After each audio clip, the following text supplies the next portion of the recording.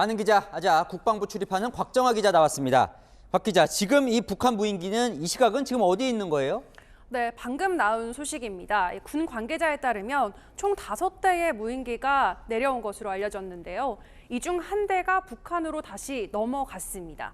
나머지 4대는 더 이상 확인이 되지 않는다. 즉 격추를 하지 못하고 항적이 소실된 것으로 알려졌습니다.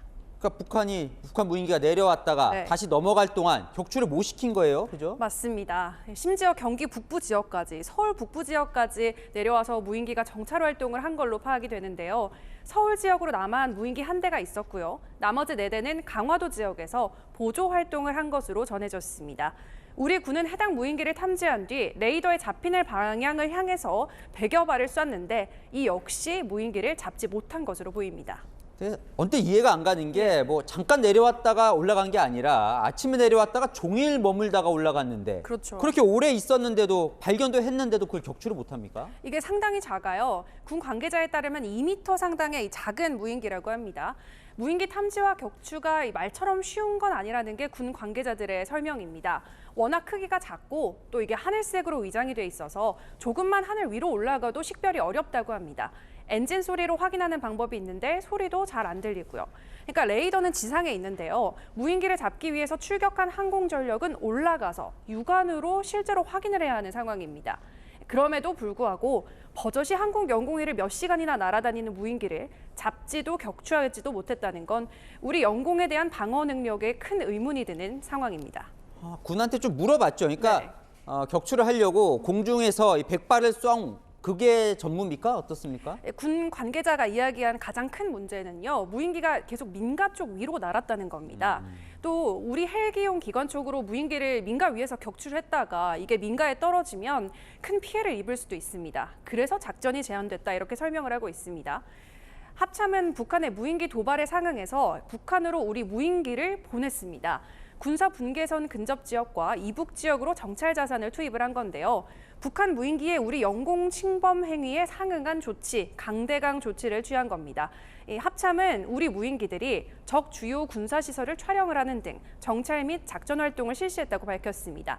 해당 무인기는 북한군의 대응이 없이 다시 남한 지역으로 무사히 복귀한 것으로 알려졌습니다. 자, 그럼 북한은 왜 무인기를 이렇게 남으로 내려보냈을까요? 목적이 있겠죠? 네, 사실 그거는 무인기를 잡아서 뜯어봐야 그 목적을 정확하게 알 수 있을 텐데요.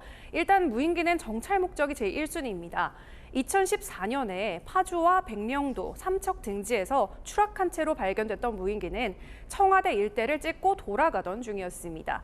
또 2017년 강원도 인제에서 발견된 무인기는 뜯어보니까 안에 500장이 넘는 사진이 들어있었거든요. 네. 이 무인기는 정확하게 성주의 사드 포대 상공을 짓고 북한으로 해양하던 중에 떨어졌습니다. 당시에는 이 무인기가 5시간 넘게 대한민국 상공을 활공하고 있었는데 아무런 정찰 자산도 이를 탐지하지 못했습니다. 당시에는 발견도 못했었던 그렇죠. 거군요. 자, 어쨌건 그로부터 지금 8년이나 지났잖아요. 아까 2014년이라고 했으니까. 네. 그 8년 동안 무인기 기술이 많이 발전을 했거든요. 성능도 많이 좋아졌겠죠. 네, 맞습니다. 북한이 300여 대의 무인기 정찰 자산을 갖고 있는 걸로 알려졌는데요. 군 정보 쪽으로 확인해 본 결과 1000대 이상으로 잠정 파악 중입니다. 게다가 북한은 중국에서 저렴한 가격으로 드론을 쉽게 살 수가 있는데요. 현재 중국에서 군사용으로 쓸 수 있는 드론을 사면 40mm 포탄을 장착할 수 있는 수준이라고 합니다. 이런 드론으로 생화학 무기 공격을 감행을 하거나 원전 등의 기반 시설을 공격을 한다면 우리에게는 큰 위협이 되는 거죠. 또 북한 방송에서도 드론들이 등장하는 모습을 이렇게 많이 볼 수가 있는데요.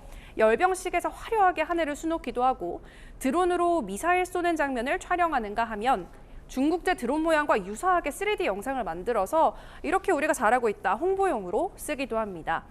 2014년 당시만 해도 드론의 일본제 엔진 또 100만 원짜리 민간 GPS를 달고 실시간으로 신호를 쏴주는 방식이 아니라 무인기가 다시 북한에 도착해서 회수를 하면 그 사진을 가져오는 방식이었는데요. 지금은 상당히 발전했을 것으로 추정이 되고 있습니다. 자, 근데 다 놓쳤으니까 지금 뭐 알 수 있는 방법이 없네요. 없죠. 네, 아는 기자 곽정아 기자와 살펴봤습니다.